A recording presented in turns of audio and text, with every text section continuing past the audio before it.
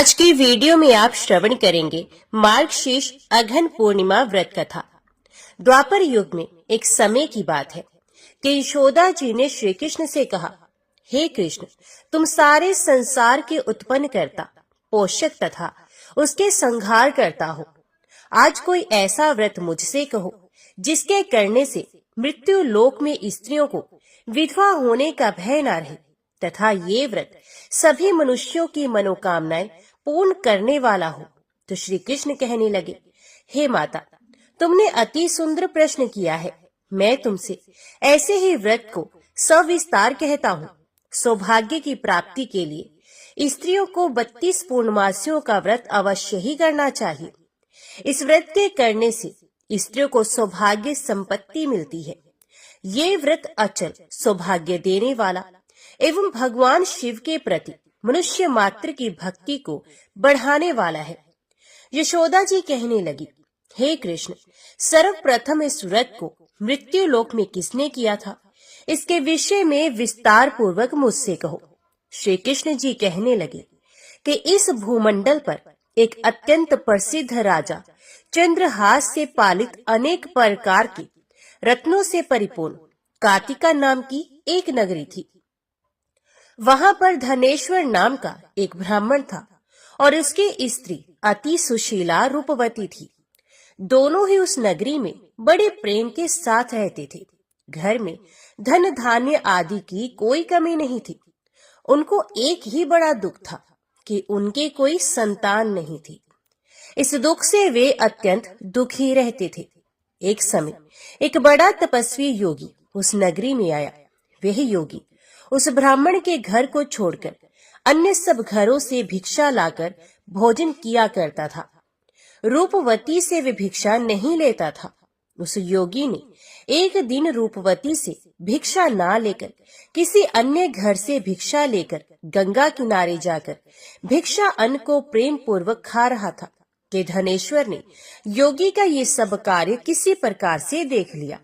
अपनी भिक्षा के अनादर से दुखी होकर धनेश्वर योगी से बोला, महात्मन, आप सब घरों से भिक्षा तो लेते हैं, परंतु मेरे घर की भिक्षा कभी भी नहीं लेते।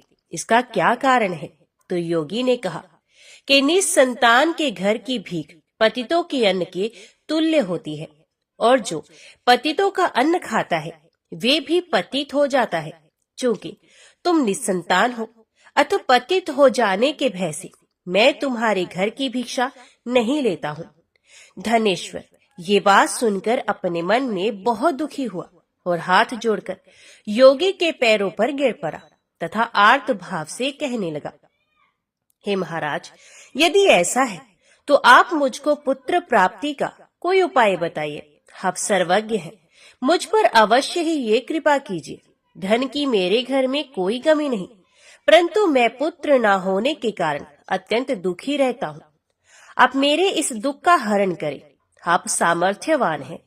ये सुनकर योगी कहने लगे, हे ब्राह्मण, तुम चंडी की आराधना करो। घर आकर उसने अपनी स्त्री से सब वृत्तांत कहा और स्वयं तप के निमित्त वन में चला गया। वन में जाकर उसने चंडी की उपासना की और उपवास किया। चंडी ने 16वें दिन उसको स्वप्न में दर्शन दिया और कहा, धनेश्वर, जा, तेरे पुत्र होगा, परंतु वे 16 वर्ष की आयु में ही मृत्यु को प्राप्त हो जाएगा। यदि तुम दोनों स्त्री पुरुष 32 पूर्णमासियों का व्रत विधि पूर्वक करोगे तो वह दीर्घायु होगा। जितनी तुम्हारे सामर्थ्य हो आटे के दिए बनाकर शिव जी का पूजन करना, परंतु पूर्णमासी को 32 जो जाने चाहिए। प्रातः काल होने पर स्थान के समीप ही तुम्हें एक आम का वृक्ष दिखाई देगा। उस पर तुम चढ़कर एक फल तोड़कर शीघ्र अपने घर चले जाना।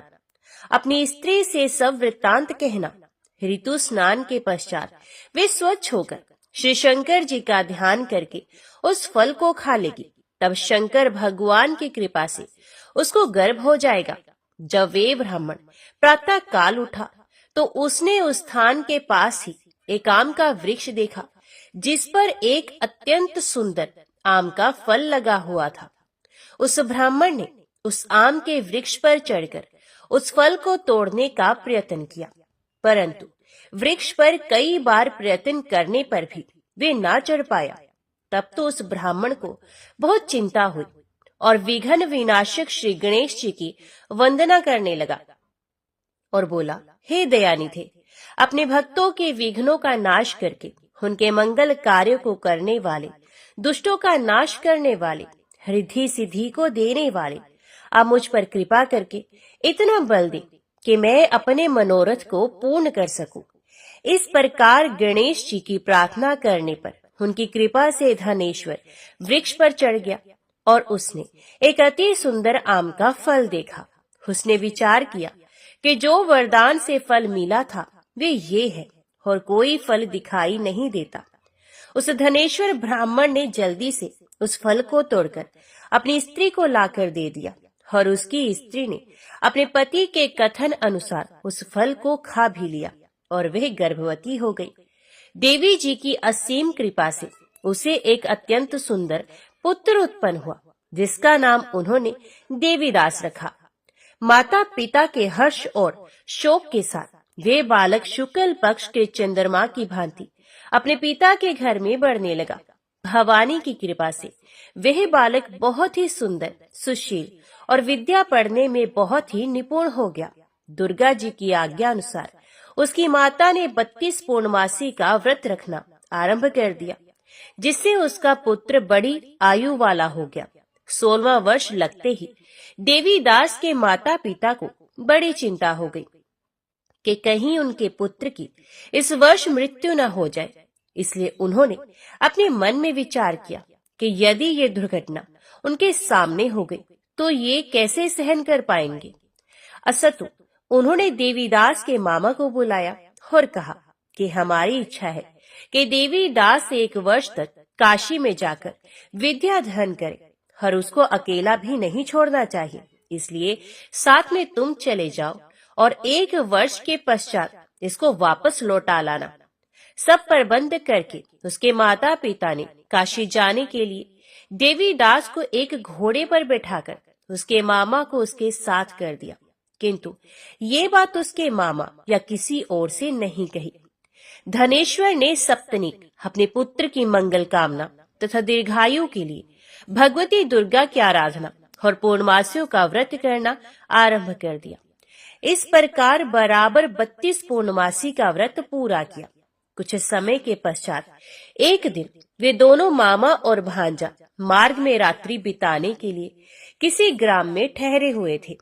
उस दिन उस गांव में एक ब्राह्मण की अत्यंत सुंदरी, सुशीला, विदुषी और गुणवती कन्या का विवाह होने वाला था। जिस धर्मशाला के अंदर वर और उसकी बारात ठहरी हुई थी, उसी धर्मशाला में देवीदास और उसके मामा भी ठहरे हुए थे।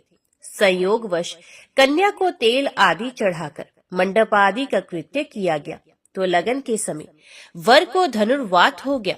असतु वर के पिता ने अपने कुटुंबियों से परामर्श करके निश्चय किया कि यह देवीदास मेरे पुत्र जैसा ही सुंदर है, मैं इसके साथ ही लगन करा दूं और बाद में विवाह के अन्य कार्य मेरे लड़के के साथ हो जाएंगे। ऐसा सोचकर देवीदास के मामा से जाकर बोला कि तुम थोड़ी देर के लिए अपने भांजे को हमें दे दो, जिससे विवाह के लगन का सब कृत्य सुचारू रूप से हो सके। तब उसका मामा कहने लगा कि जो कुछ भी मधुपर्क आदि कन्यादान के समय वर को मिले वे सब हमें दे दिया जाए तो मेरा भांजा इस बारात का दूल्हा बन जाएगा। ये बात वर के पिता ने स्वीकार कर लेने पर उसने अपना भांजा वर बनने को भेज दिया और उसके साथ सब विवाह कार्य रात्रि में विधि पूर्वक संपन्न हो गया। पत्नी के साथ वे भोजन ना कर सका और अपने मन में सोचने लगा कि ना जाने ये किसी स्त्री होगी।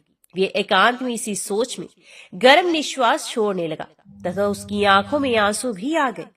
तब वधू ने पूछा कि क्या बात है, आप इतने उदासीन व दुखी क्यों हो रहे हैं। तब उसने सब बातें जो वर के पिता व उसके मामा में हुई थी उसको बता दी। तो कन्या कहने लगी कि ये ब्रह्म विवाह के विपरीत कैसे हो सकता है। देव, ब्राह्मण और अग्नि के सामने मैंने आपको ही अपना पति बनाया है, इसलिए आप ही मेरे पति हैं। मैं आपकी ही पत्नी रहूंगी, किसी अन्य की कदापि नहीं। तब देवीदास ने कहा, ऐसा मत करिए, क्योंकि मेरी आयु बहुत थोड़ी है। मेरे पश्चात आपकी क्या गति होगी? इन बातों को अच्छी तरह विचार लो। परंतु वे दृढ़ विचार वाली थी। बोली कि जो आपकी गति होगी वही मेरी भी गति होगी। हे स्वामी, आप उठिए और भोजन करिए, आप निश्चय ही भूखे होंगे। इसके बाद देवीदास और उसकी पत्नी दोनों ने भोजन किया तथा शेष रात्रि वे सोते रहे। प्रातः काल देवीदास ने अपनी पत्नी को 3 नगों से जड़ी हुई एक अंगूठी दी, एक रुमाल दिया और बोला, हे प्रिय, इसे ले और संकेत समझकर स्थिर चित्त हो जाओ। मेरा मरण और जीवन जानने के लिए एक पुष्प वाटिका बना लो।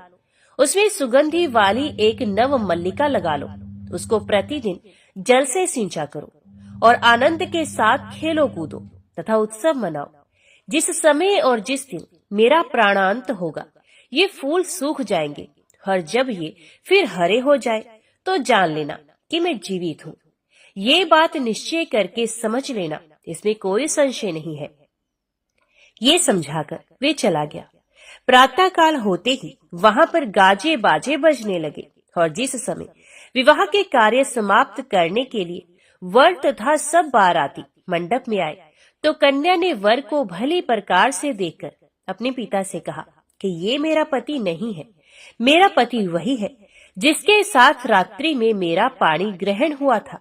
इसके साथ मेरा विवाह नहीं हुआ है। यदि ये वही है तो ये बताए कि मैंने इसको क्या दिया। मधुपर्क और कन्यादान के समय जो मैंने भूषण आदि दिए थे उन्हें दिखाए तथा रात में मैंने क्या गुप्त बातें कही थी वे सब सुनाए।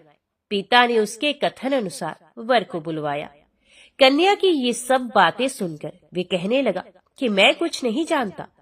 इसके पश्चात लज्जित होकर ये अपना समूह लेकर चला गया और सारी बारात भी अपमानित होकर वहां से लौट गई। भगवान श्री कृष्ण बोले, हे माता, इस प्रकार देवीदास काशी विद्याधन के लिए चला गया। जब कुछ समय बीत गया तो काल से प्रेरित होकर एक सर्प रात्रि के समय उसको डसने के लिए वहां पर आया। उस विषधर के प्रभाव से उसके शयन का स्थान चारों ओर से विष की ज्वाला से विषैला हो गया, परंतु व्रतराज के प्रभाव से उसको काटने ना पाया, क्योंकि पहले ही उसकी माता ने 32 पूर्णिमा का व्रत कर रखा था।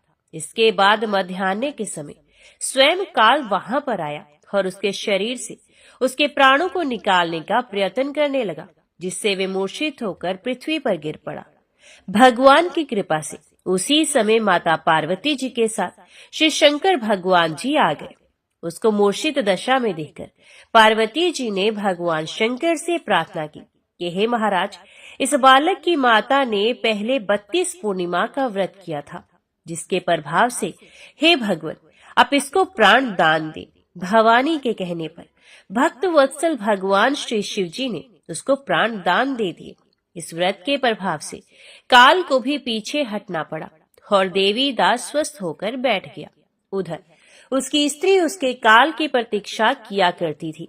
जब उसने देखा कि उस पुष्प वाटिका में पत्र पुष्प कुछ भी नहीं रहा है, तो उसको अत्यंत आश्चर्य हुआ और जब वे वैसे ही हरी भरी हो गई, तब वे जान गई कि वे जीवित हो गए हैं। ये देखकर वे बहुत प्रसन्न मन से अपने पिता से कहने लगी कि हे पिताजी, मेरे पति जीवित हैं, आप उनको ढूंढिए। जब 16वां वर्ष व्यतीत हो गया तो देवीदास भी अपने मामा के साथ काशी से चल दिया। इधर उसे श्वशुर उसके ढूंढने के लिए अपने घर से जाने वाले ही थे कि वे दोनों मामा और भांजा वहां पर आ गए। उसको आया देखकर उसका श्वशुर बड़ी प्रसन्नता के साथ अपने घर में ले आया। उस समय नगर के निवासी भी वहां इकट्ठे हो गए और सबने निश्चय किया कि अवश्य ही इसी बालक के साथ इस कन्या का विवाह हुआ था। उस बालक को जब कन्या ने देखा तो पहचान लिया और कहा कि ये तो वही है जो संकेत करके गया था। तदुपरांत सभी कहने लगे कि भला हुआ जो ये आ गया, और सब नगरवासियों ने आनंद मनाया। कुछ दिन के बाद देवीदास अपनी पत्नी और मामा के साथ अपने ससुर के घर से बहुत सा उपहार आदि लेकर अपने घर के लिए प्रस्थान किया। जब वे अपने गांव के निकट गया तो कई लोगों ने उसको देखकर उसके माता पिता को पहले ही जाकर खबर दे दी कि तुम्हारा पुत्र देवीदास अपनी पत्नी और मामा के सहत आ रहा है। ऐसा समाचार सुनकर पहले तो उन्हें विश्वास ही नहीं हुआ, किंतु जब और लोगों ने भी आकर उनकी बात का समर्थन किया तो उनको बड़ा आश्चर्य हुआ। लेकिन थोड़ी देर में देवीदास ने आकर अपने माता पिता के चरणों में अपना सर रखकर प्रणाम किया। तो माता पिता ने अपने पुत्र और पुत्रवधू को अपने हृदय से लगा लिया और दोनों की आंखों में प्रेम के अश्रु आ गए। अपने पुत्र और पुत्रवधू के आने की खुशी में धनेश्वर ने बड़ा भारी उत्सव किया और ब्राह्मणों को भी बहुत सी दान दक्षिणा देकर प्रसन्न किया। श्री कृष्ण जी कहने लगे, इस प्रकार धनेश्वर 32 पूर्णिमाओं के व्रत के प्रभाव से पुत्रवान हो गया। जो भी स्त्रियां इस व्रत को करती हैं, वे जन्म जन्मांतर में वैधव्य का दुख नहीं भोगती और सदैव सौभाग्यवती रहती हैं। ये मेरा वचन है, इसमें कोई संदेह नहीं। ये व्रत पुत्र पौत्रों को देने वाला तथा संपूर्ण मनोकामनाओं को पूर्ण करने वाला है। 32 पूर्णिमाओं के व्रत करने से व्रती की सब इच्छाएं भगवान शिव जी की कृपा से पूर्ण हो जाती हैं। तो प्रेम से बोलो, लक्ष्मी नारायण भगवान की जय। तो आइए अब श्रवण करते हैं सत्यनारायण भगवान की व्रत कथा। समय की बात है, नैमिषारण्य तीर्थ में शौनक आदि 88,000 सभी ऋषियों तथा मुनियों ने पुराण एवं शास्त्र के ज्ञाता श्री सूत जी महाराज जी से पूछा। ऋषियों ने कहा, हे महामुनि, आप तो इतिहास एवं पुराणों के ज्ञाता हैं, अतः आपसे एक निवेदन करते हैं कि इस कलयुग में वेद विद्या से रहित मनुष्य को प्रभु भक्ति किस प्रकार से प्राप्त हो तथा उनका उद्धार कैसे होगा। इसलिए हे मुनिश्रेष्ठ, कोई ऐसा तप कहे, कोई ऐसा व्रत कहे, कोई ऐसा अनुष्ठान कहे जिससे थोड़े ही समय में पुण्य मिल सके और मनोवांछित फल की भी प्राप्ति हो सके।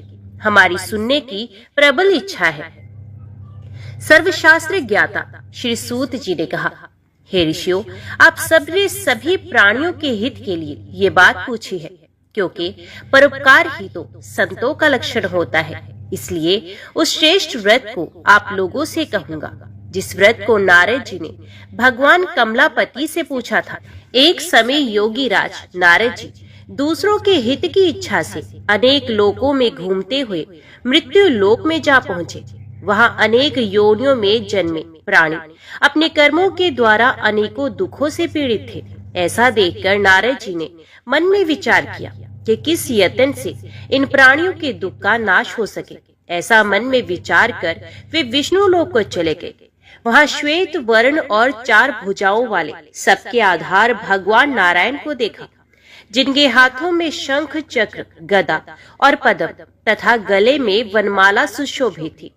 नारद जी ने श्री विग्रह के दर्शन कर सुंदर स्तुति करने लगे। नारद जी ने कहा, हे भगवान, आप अत्यंत शक्ति से संपन्न हैं।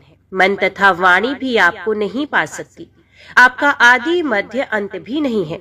निर्गुण स्वरूप सृष्टि के आदिभूत एवं भक्तों के दुखों को नष्ट करने वाले भी आप ही हैं। हे भगवान, मेरा नमन स्वीकार कीजिए। नारद जी की स्तुति सुनकर भगवान नारायण ने नारद जी से पूछा।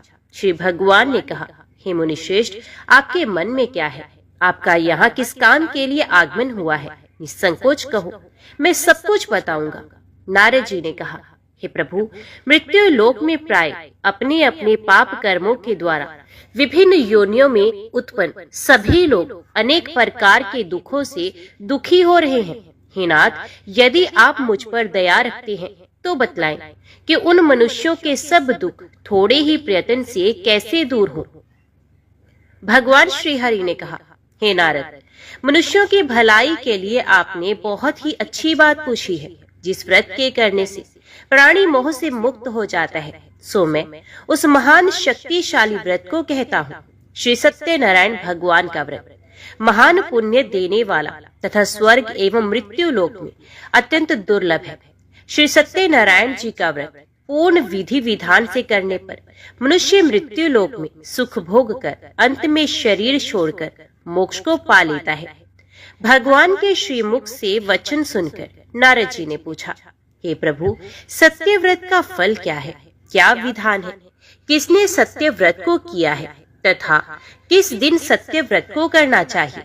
सविस्तार से हमारी सुनने की अभिलाषा है। श्री भगवान ने कहा, नारद, दुख शोक आदि को दूर करने वाला, धन धान्य को बढ़ाने वाला, सौभाग्य तथा संतान को देने वाला, सभी स्थानों पर विजय श्री दिलाने वाला, भक्ति और श्रद्धा के साथ किसी भी दिन मनुष्य श्री सत्यनारायण भगवान की कथा शाम के समय ब्राह्मणों एवं बंधुओं के साथ धर्म परायण होकर पूजा करे। भक्ति भाव से सवाया मात्र में नैवेद्य, केले का फल, घी, दूध और गेहूं का चूर्ण लेवे। गेहूं के अभाव में साठी का चूर्ण, शक्कर तथा गुड़ ले और सब भक्षण योग्य पदार्थ एकत्रित करके भगवान सत्यनारायण को अर्पण करना चाहिए। बंधु बांधवों के साथ श्री सत्यनारायण भगवान की कथा सुनकर ब्राह्मणों को भोजन कराएं एवं दक्षिणा देकर संतुष्ट करें। तदुपरांत बंधु बांधवों सहित स्वयं भी भोजन करें। नृत्य गीत आदि का आचरण कर श्री सत्यनारायण भगवान का स्मरण कर रात्रि व्यतीत करें। इसी तरह से व्रत करने पर मनुष्यों की सभी इच्छाएं निश्चय ही पूर्ण होती हैं। विशेष कलिकाल में मृत्यु लोक में यही इच्छा पूर्ति एवं मोक्ष का सरल सा उपाय है। सूत जी बोले, हे द्विजों, जिसने पहले समय में इस व्रत को किया है उसका इतिहास कहता हूँ, उसे ध्यान से सुनो। एक सुंदर काशीपुरी नाम की नगरी में एक अति निर्धन ब्राह्मण रहता था। वे ब्राह्मण भूख और प्यास से व्याकुल हुआ नित्य ही पृथ्वी पर भ्रमण करता था। ब्राह्मणों से प्रेम करने वाला भगवान श्री विष्णु जी ने ब्राह्मण को दुखी देखकर बूढ़े ब्राह्मण का रूप धारण कर उसके पास जाकर आदर पूर्वक पूछा, हे विप्र, नित्य दुखी होकर पृथ्वी पर क्यों घूमते हो? हे श्रेष्ठ ब्राह्मण, वे सब मुझसे कहो, मैं सुनना चाहता हूँ। ब्राह्मण ने कहा, हे प्रभु, मैं बहुत ही निर्धन हूँ, भिक्षा के लिए ही पृथ्वी पर घूमा करता हूँ। हे भगवान, आप इस निर्धनता, इस दरिद्रता से छुटकारा दिलाने वाला कोई उपाय जानते हो तो कृपा पूर्वक बताइए। वृद्ध ब्राह्मण रूपधारी भगवान श्री विष्णु जी ने कहा, हे ब्राह्मण देव, भगवान सत्यनारायण मनोवांछित फल देने वाले हैं, इसलिए हे विप्र, तुम सत्यनारायण भगवान का व्रत एवं पूजन करो। सत्य व्रत करने से मनुष्य सभी दुखों से मुक्त हो जाता है। ब्राह्मण को यत्न पूर्वक व्रत का संपूर्ण विधान बताकर बूढ़े ब्राह्मण का रूप धारण करने वाले सत्यनारायण भगवान वहीं पर अंतर्ध्यान हो गए। जिस व्रत को वृद्ध ब्राह्मण ने बताया है उस व्रत को मैं निश्चय ही करूंगा। ये निश्चय कर निर्धन ब्राह्मण को रात्रि में नींद ही नहीं आई। तदंतर वे ब्राह्मण प्रातः काल उठा, नित्य क्रिया से निर्वित हो श्री सत्यनारायण जी के व्रत का निश्चय कर भिक्षा के लिए चल पड़ा। भागवत कृपा से उस दिन उसको भिक्षा में बहुत सा धन मिला, जिसे बंधु बांधवों के साथ उसने सत्यनारायण भगवान का व्रत भी किया। इसी प्रकार सत्यनारायण की महिमा से ब्राह्मण सब दुखों से छूटकर अनेक प्रकार की संपत्तियों से युक्त हो गया। उस दिन से लेकर प्रत्येक महीने उसने व्रत किया। इस प्रकार भगवान सत्यनारायण के इस व्रत को करके ये श्रेष्ठ ब्राह्मण सभी पापों से मुक्त होकर दुर्लभ मोक्ष पद को प्राप्त कर गया। हे विप्र, पृथ्वी पर जो भी मनुष्य श्री सत्यनारायण व्रत कथा को करता है वे सब पापों से छूटकर दुर्लभ मोक्ष का अधिकारी बनता है। आगे जो पृथ्वी पर सत्यनारायण व्रत कथा करेगा ये मनुष्य सब दुखों से छूट जाएगा। हे ब्राह्मणों, इसी तरह नारायण जी की श्रीमुख से कहा हुआ ये व्रत मैंने तुमसे कहा। हे ऋषियों, और क्या सुनना चाहते हो? ऋषियों ने कहा, हे मुनीश्वर, पृथ्वी में उस ब्राह्मण से सुनकर किस किस ने इस व्रत को किया, हम वे सब सुनना चाहते हैं। सत्यनारायण व्रत पर हमारी पूर्ण श्रद्धा हो रही है। श्री सूत जी बोले, हे मुनियों, पृथ्वी में जिस जिसने इस व्रत को किया है वे सब सुनो। एक समय वे ब्राह्मण धन और ऐश्वर्य के अनुसार बंधु बांधवों के साथ व्रत करने को तैयार हुआ। उसी समय एक लकड़हार आया और बाहर लकड़ियों का गट्ठर रखकर ब्राह्मण के घर में घुस गया। प्यास से दुखी लकड़हारे ने ब्राह्मण को व्रत करते देख ब्राह्मण को नमस्कार किया और पूछने लगा कि हे प्रभु, आप ये क्या कर रहे हैं और इसके करने से क्या फल मिलता है? कृपया कर विस्तार पूर्वक आप मुझसे भी कहिए। ब्राह्मण ने कहा, सभी मनोकामनाओं को पूर्ण करने वाला ये श्री सत्यनारायण भगवान का व्रत है। इसी व्रत के प्रभाव से मेरे यहाँ महान धन धान्य आदि की वृद्धि हुई है। ब्राह्मण से इस व्रत के बारे में जानकर लकड़हारा बहुत प्रसन्न हुआ, चरणामृत लिया और प्रसाद ग्रहण करके वे अपने नगर के लिए चल गया। लकड़हारे ने मन में इस प्रकार का संकल्प किया कि आज ग्राम में लकड़ी बेचने से जो भी धन मुझे मिलेगा, उसी धन से भगवान सत्यनारायण देव का मैं उत्तम व्रत करूंगा। ये मन में विचार कर बूढ़ा लकड़हारा अपने सर पर लकड़ियों का गट्ठर रखकर जिस नगर में धनिक लोग रहते थे, ऐसे सुंदर नगर में चला गया। फलस्वरूप बूढ़े लकड़हारे को आज अन्य दिनों की अपेक्षा लकड़ियों का दाम दोगुनी मात्रा में मिला। तदंतर वे बूढ़ा लकड़हारा दाम ले अति प्रसन्न होकर भगवान सत्यनारायण व्रत कथा की सामग्री स्वाया मात्र में लेकर अपने घर को आया। तत्पश्चात उसने अपने बंधु बांधवों एवं ब्राह्मणों को बुलाकर विधि विधान से भगवान सत्यनारायण के व्रत को किया।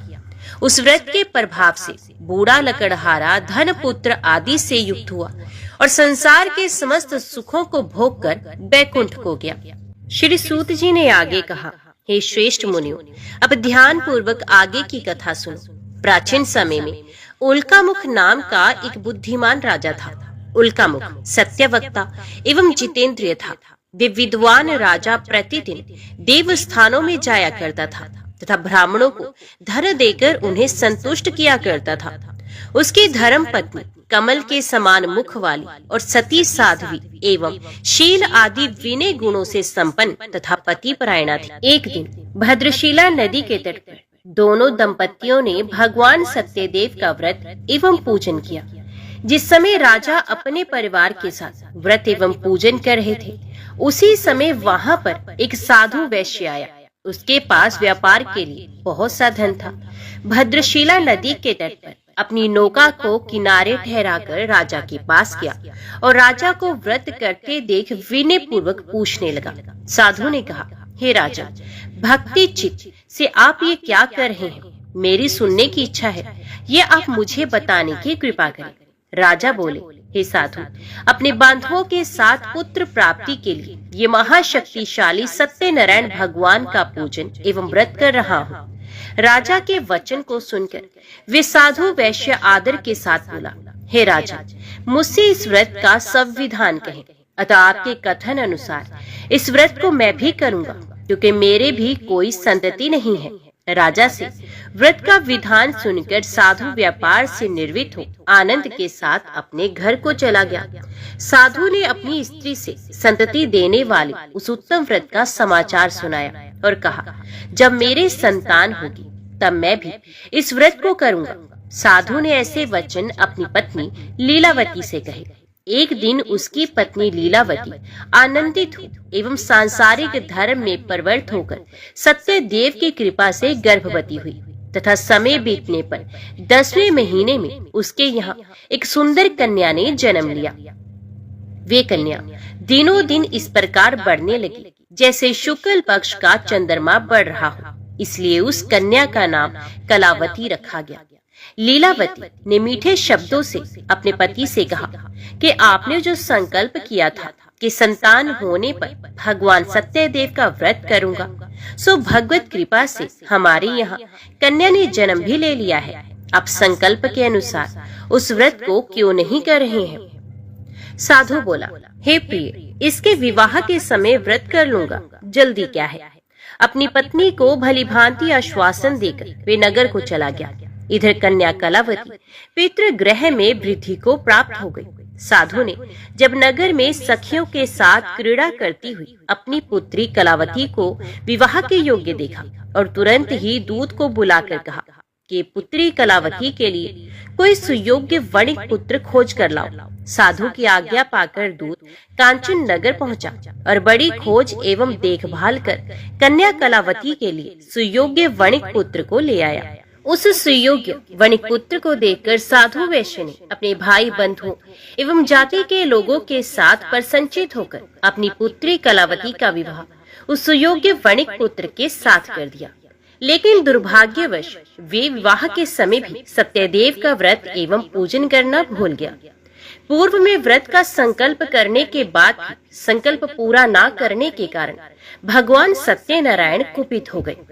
अपने कार्य में कुशल साधु बनिया अपने दामाद सहित समुद्र के समीप व्यापार करने के लिए रतनसारपुर में पहुंचा और वहां चंद्रकेतु राजा के नगर में दोनों ससुर जमाई व्यापार करने लगे। भ्रष्ट प्रतिज्ञा देखकर सत्यनारायण भगवान ने श्राप दे दिया कि इसे दारुण, कठिन और महान दुख प्राप्त हो। एक दिन भगवान सत्यनारायण की माया से प्रेरित होकर दो चोर राजा के धन को चुराकर भागे जा रहे थे, किंतु पीछे से राजा के दूतों को आता देख वे दोनों चोर घबराकर भागते भाग धन को वहीं चुपचाप छुपा गए जहां दोनों ससुर जमाई ठहरे हुए थे। तब दूतों ने उस साधु वैश्य के पास राजा के धन को रखा देखकर दोनों को बांध कर ले गए और प्रसन्नता से दौड़ते हुए राजा के समीप जाकर बोले कि दो चोर हम पकड़ कर लाए हैं, आप देखकर आज्ञा दे। राजा की आज्ञा से उनको कठिन कारावास में डाल दिया गया। भगवान सत्यदेव की माया से किसी ने उन दोनों की बात नहीं सुनी और राजा चंद्रकेतु ने उन दोनों का धन भी छीन लिया। सत्यदेव के कुपित होने से इधर साधु वैश्य की पत्नी और पुत्री कलावती भी बहुत दुखी हुई और घर पर जो धन रखा था वे भी चोर चुरा कर ले गए। वे लीलावती शारीरिक तथा मानसिक पीड़ाओं से युक्त होकर भूख और प्यास से दुखी हो अन्न की चिंता से दर दर भटकने लगी। कन्या कलावती भी भोजन के लिए इधर उधर प्रतिदिन घूमने लगी। एक दिन भूख प्यास से अति दुखी हो अन्न की चिंता में कलावती एक ब्राह्मण के घर में पहुंच गई। वहां उसने सत्यनारायण भगवान का व्रत करते हुए देखा। वहां बैठकर उसने कथा भी सुनी और वरदान मांगा। तदंतर प्रसाद ग्रहण करके वे कुछ रात होने पर घर आई। माता लीलावती ने कलावती से पूछा, हे पुत्री, दिन में कहाँ रही तथा इतनी रात तक कहाँ रुकी रही और तेरे मन में क्या है? कलावती बोली, हे माता, मैंने एक ब्राह्मण के घर मनोरथ प्रदान करने वाला सत्यनारायण भगवान का व्रत देखा है। पुत्री के वचन सुनकर लीलावती भगवान के पूजन की तैयारी करने लगी। लीलावती ने परिवार और बंधुओं के सहित भगवान का पूजन एवं व्रत किया और ये वर मांगा कि मेरे पति और दामाद शीघ्र ही सकुशल घर लौट आए और प्रार्थना की हम सबका अपराध क्षमा करें। भगवान सत्यदेव इस व्रत से संतुष्ट हुए और राजा चंद्रकेतु को स्वप्न में दर्शन दिए और बोले, हे राजा, दोनों बंदी वैश्य प्रातः काल ही छोड़ दिए जाएं और उनका सब धन जो तुमने ग्रहण कर लिया है वे भी उन्हें लौटा दिया जाए, नहीं तो तुम्हारा सब धन, सब राज्यपाट और सब कुछ नष्ट कर दूंगा। राजा से स्वप्न में इतना कहकर भगवान सत्यनारायण अंतर्ध्यान हो गए। इसके अनंतर प्रातः काल राजा चंद्रकेतु ने सभा में अपने सभासदों को स्वप्न के विषय में बताया और दोनों बंदी वैश्यों को मुक्त कर सभा में लाने की आज्ञा दी। राजा की आज्ञा पाकर राजकोष दोनों महाजनों को बंधन से मुक्त कर राजा के सामने लाकर विनय पूर्वक कहने लगे, हे महाराज, बेड़ी बंधन से मुक्त करके दोनों वणिक पुत्र लाए गए हैं। इसके पश्चात आते ही दोनों महाजनों ने राजा चंद्रकेतु को नमस्कार किया और पूर्व वृत्तांत का स्मरण करते हुए भय से विवल हो गए और कुछ भी बोल न सके। राजा चंद्रकेतु ने वणिक पुत्रों को देखकर मीठे वचनों से उनका आदर पूर्वक कहा, हे महानुभावों, आप लोगों को भाग्यवश ऐसा कठिन दुख प्राप्त हुआ है, अब कोई भय नहीं।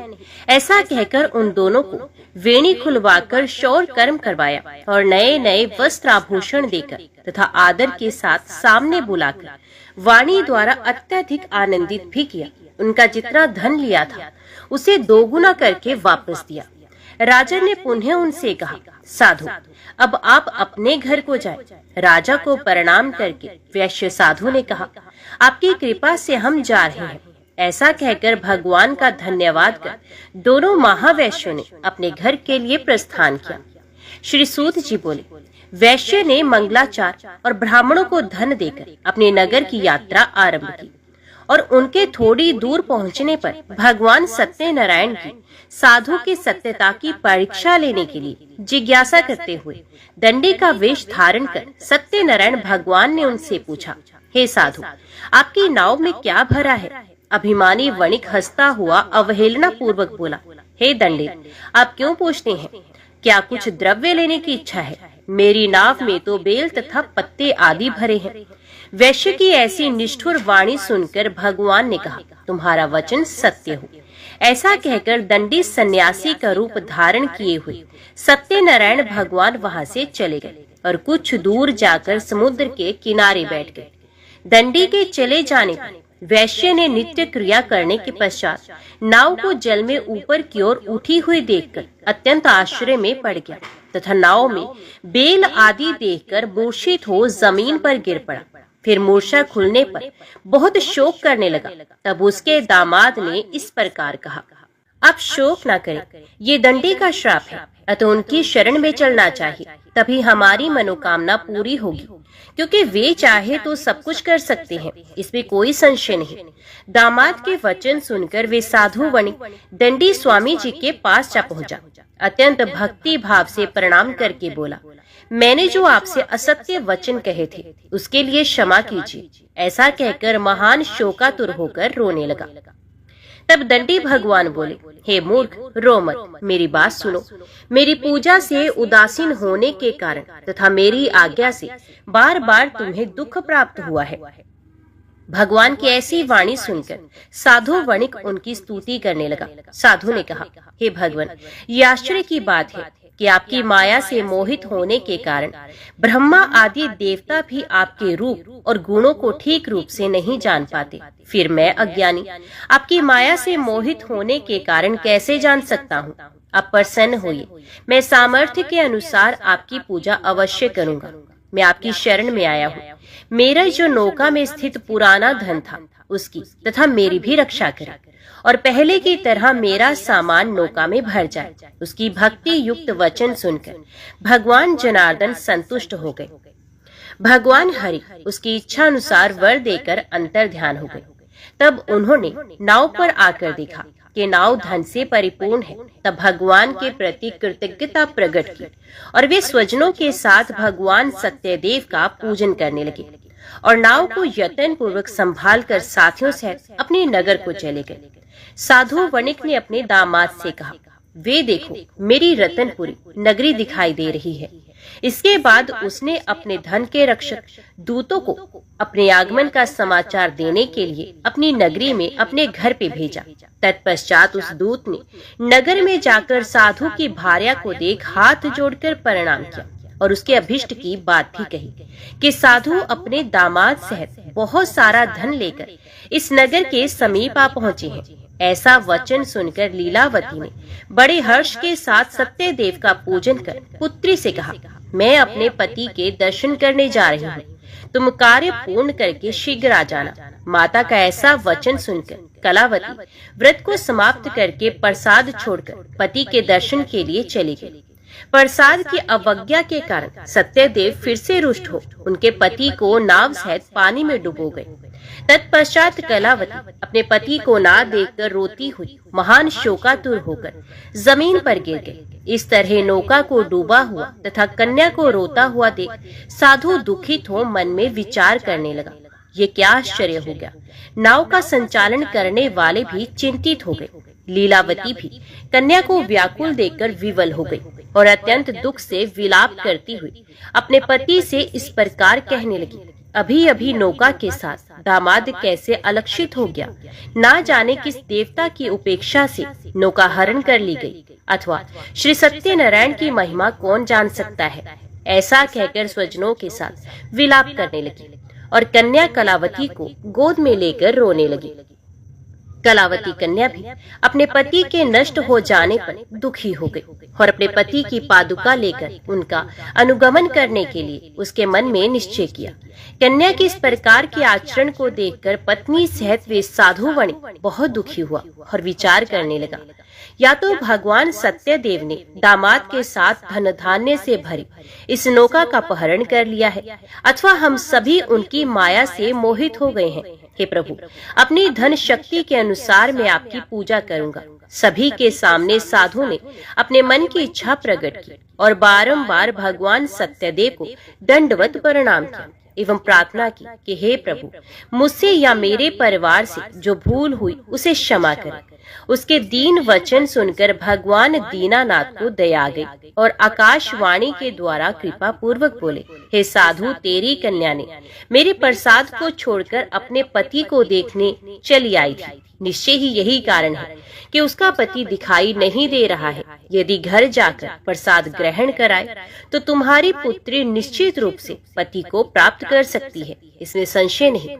आकाशवाणी को सुन कलावती ने शीघ्र घर पहुंचकर प्रसाद ग्रहण किया और पुनः उसने आकर अपने पति का दर्शन किया। तब वैश्य परिवार के सब लोग प्रसन्न हुए।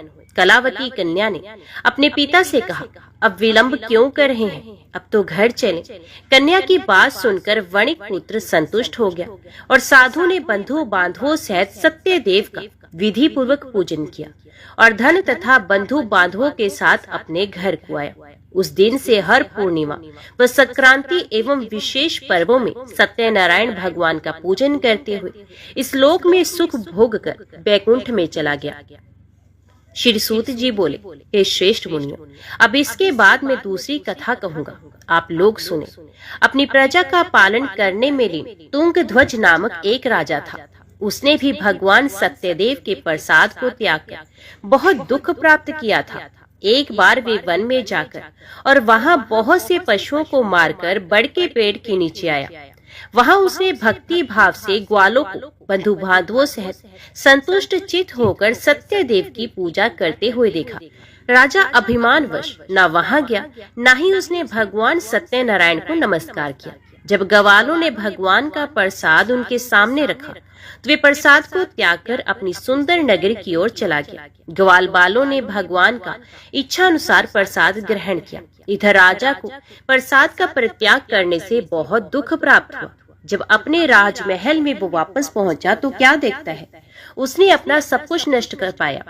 संपूर्ण धन धान्य एवं सभी 100 पुत्र नष्ट हो चुके थे। राजा ने मन में ये निश्चय किया कि अवश्य ही भगवान सत्यनारायण ने हमारा नाश कर दिया है, इसलिए मुझे वहीं जाना चाहिए जहाँ श्री सत्यनारायण जी का पूजन हो रहा था। तत्पश्चात वे राजा मन में विश्वास कर ग्वाल बालों के समीप किया और उसने गोप गणों के साथ भक्ति श्रद्धा से युक्त होकर विधि पूर्वक भगवान सत्यनारायण का पूजन किया एवं प्रसाद ग्रहण किया।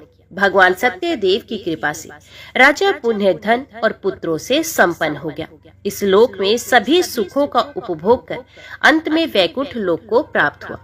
श्री सूत जी कहते हैं, इस परम दुर्लभ व्रत को जो भी व्यक्ति करता है और पुण्यमयी एवं फल प्रदायिनी भगवान की कथा को भक्ति युक्त होकर सुनता है, उसे भगवान सत्य देव की कृपा से धन धान्य की प्राप्ति होती है। निर्धन धनी होता है, बंधी बंधन से मुक्त होकर निर्भय हो जाता है, डरा हुआ व्यक्ति भय से मुक्त हो जाता है, संतानहीनों को संतान प्राप्त होती है। ये सत्य बात है, इसमें किसी प्रकार का संशय नहीं है। भगवान की कृपा से उसके सभी पाप नष्ट हो जाते हैं एवं सभी मनोरथों को प्राप्त कर अंत में वैकुंठ धाम को प्राप्त करता है। हे ब्राह्मणों, इस प्रकार मैंने आप लोगों से भगवान सत्यनारायण के व्रत को कहा, जिसे करके मनुष्य सभी दुखों से मुक्त हो जाता है। हे ऋषियों, कलयुग में तो भगवान सत्यदेव की पूजा विशेष फलदायिनी है। भगवान विष्णु को ही कुछ लोग काल, कुछ लोग सत्य, कोई ईश, कोई सत्यदेव तथा दूसरे लोग सत्यनारायण नाम से पुकारेंगे। अनेक रूप धारण करके भगवान सत्यनारायण सभी का मनोरथ सिद्ध करते हैं। कलयुग में सनातन भगवान विष्णु ही सत्य व्रत रूप धारण करके सभी का मनोरथ पूर्ण करने वाले होंगे। हे श्रेष्ठ मुनियों, जो व्यक्ति प्रतिदिन भगवान सत्यनारायण की इस व्रत कथा को पढ़ता है, सुनता है, भगवान सत्यनारायण की कृपा से उसके सभी पाप नष्ट हो जाते हैं। हे मुनीश्वरों, पूर्व काल में जिन्होंने इस व्रत को किया था, उनके अगले जन्म की कथा कहता हूँ, आप लोग सुने। महान प्रज्ञा संपन्न शतानंद नाम के ब्राह्मण सत्यनारायण के व्रत के प्रभाव से दूसरे जन्म में सुदामा नामक ब्राह्मण हुए और उस जन्म में भगवान श्री कृष्ण का ध्यान करके उन्होंने मोक्ष प्राप्त किया। लकड़हारा भिल गुहों का राजा हुआ और अगले जन्म में उसने श्री राम की सेवा करके मोक्ष प्राप्त किया। महाराज उल्कामुख दूसरे जन्म में राजा दशरथ हुए, जिन्होंने श्रीरंगनाथ की सेवा करके अंत में वैकुंठ धाम प्राप्त किया। इसी प्रकार धार्मिक एवं सत्यव्रती साधु पिछले जन्म के सत्यव्रत के प्रभाव से दूसरे जन्म में मोरध्वज नाम के राजा हुए। उसने आरे से चिरकर अपने पुत्र की आधी देह भगवान श्री कृष्ण को अर्पित करके मोक्ष प्राप्त किया। महाराज तुंगध्वज जन्मांतर में स्वयंभू मनु हुए और भगवत संबंधी संपूर्ण कार्यों को भक्ति पूर्वक अनुष्ठान करके वैकुंठ लोक को प्राप्त हुए। जो गोपगण थे वे सब जमांतर में ब्रजमंडल में निवास करने वाले गोप एवं ग्वाल बाल हुए और श्री कृष्ण की सन्निधि पाकर एवं राक्षसों का संहार करके उन्होंने भी भगवान का शाश्वत धाम गोलोक धाम प्राप्त किया। तो बोलो श्री सत्यनारायण भगवान की जय। अभी श्रवण कीजिए श्री सत्यनारायण भगवान जी की आरती। जय लक्ष्मी रमणा स्वामी, जय लक्ष्मी रमणा, सत्यनारायण स्वामी, सत्यनारायण स्वामी, जनपातक हरणा। ओम जय लक्ष्मी रमणा।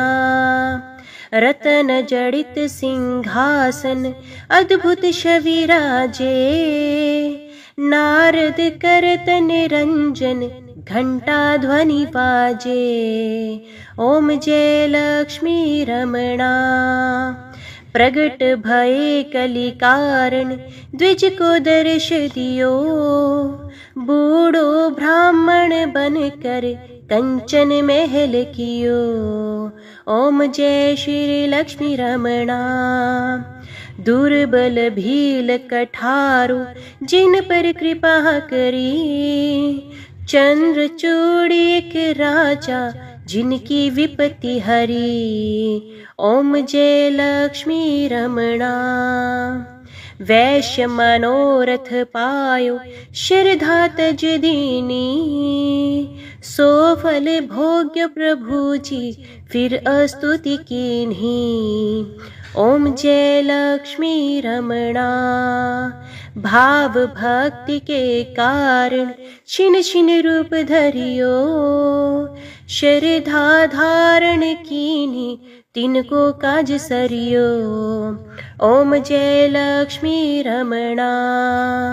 ग्वाल बाल संग राजा वन में भक्ति करी, मन वांछित फल दीनो दीन दयालु हरि। ओम जय लक्ष्मी रमणा। चढ़त प्रसाद सवायो कदली फल मेवा, धूप दीप तुलसी से राजी सत्य देवा। ओम जय लक्ष्मी रमणा। श्री सत्यनारायण जी की आरती जो कोई नर गावे, कहत शिवानंद स्वामी मनोवांछित फल पावे। ओम जय लक्ष्मी रमणा। ओम जय लक्ष्मी रमणा। स्वामी जय लक्ष्मी रमणा। सत्यनारायण स्वामी जनपातक हरणा। ओम जय लक्ष्मी रमणा। तो बोलो श्री सत्यनारायण भगवान की जय। आज की वीडियो में इतना ही। उम्मीद करती हूँ वीडियो आपको पसंद आई होगी। वीडियो पसंद आई हो तो वीडियो को लाइक और चैनल को सब्सक्राइब जरूर कीजिएगा। जय भगवान सत्यनारायण लिखकर कमेंट बॉक्स में अपनी हाजिरी और अपने सुझाव देना ना भूलेगा। तो मिलते हैं अगली कथा अगली वीडियो के साथ।